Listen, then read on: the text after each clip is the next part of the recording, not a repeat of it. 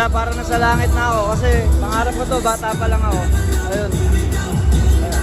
Kasi nga, 76 overall pick, para bang nung hindi mo naririnig yung pangalan mo, medyo kinakabahan ka na ba na baka hindi ka mag-draft tonight?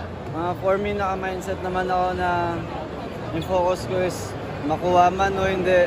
At least nagawa ko yung role ko as a player kung hanggang sa mararating yung kakayanan ko bilang basketball player.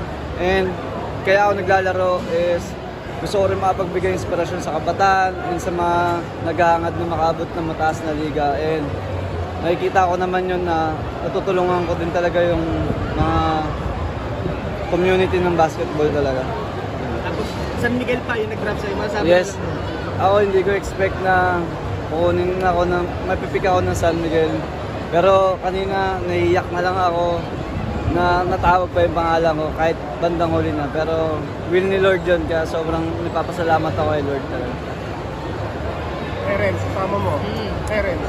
Ayun, sobrang saya din kasi sobrang tagal ko na hindi nakasama ulit si Kuya Terence. Nagkakausap lang kami pero ngayon magkakasama ulit kami sa ensayo and sobrang laking opportunity sa kanya kasi mas marami pa akong matututunan sa kanya and sa mga veterano ng players na San Miguel.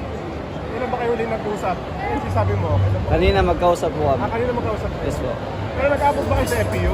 Hindi na po, hindi na. Kit, masabi mo lang pagkakuha ka sa'yo kanina, nag-cheer yung tao. Masabi mo lang sa ganung reception. Wala, hindi ko expect yung pinamataas na liga sa PBA. Nandiyan pa rin yung mga tao na sumusuporta sa akin na mapikman ako hindi. Pero grabe yung suporta nila na binibigay sa akin.